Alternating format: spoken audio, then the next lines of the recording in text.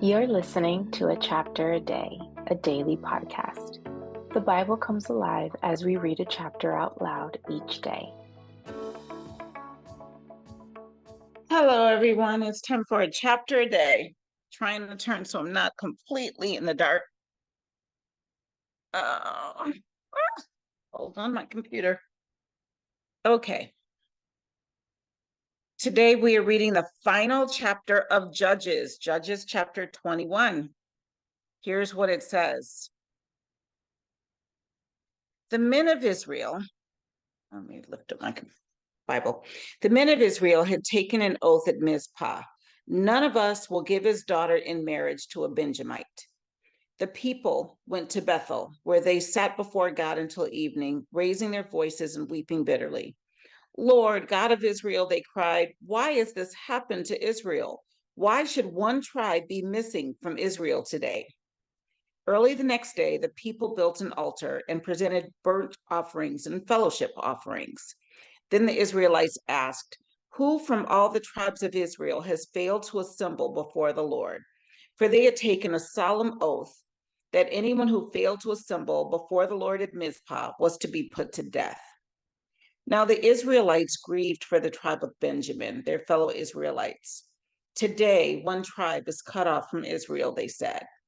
How can we provide wives for those who are left, since we have taken an oath by the Lord not to give them any of our daughters in marriage? Then they asked, which one of the tribes of Israel failed to assemble before the Lord at Mizpah?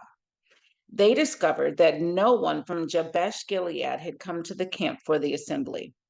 For when they counted the people, they found that none of the people of Jabesh Gilead were there. So the assembly sent 12,000 fighting men with instructions to go to Jabesh Gilead and put to the sword those living there, including the women and children. This is what you are to do, they said. Kill every male and every woman who is not a virgin. They found among the people living in Jabesh Gilead 400 young women who had never slept with a man, and they took them to the camp at Shiloh in Canaan. Then the whole assembly sent an offer of peace to the Benjamites at the rock of Rimmon. So the Benjamites returned at that time and were given the women of Jabesh Gilead who had been spared. But there were not enough for all of them. The people grieved for Benjamin because the Lord had made a gap in the tribes of Israel. And the elders of the assembly said, with the women of Benjamin destroyed, how shall we provide wives for the men who are left?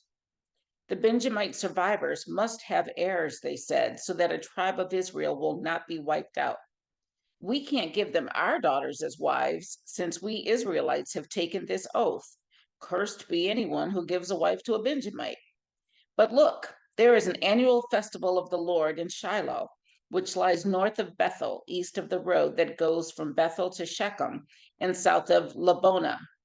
So they instructed the Benjamites, saying, go and hide in the vineyards and watch.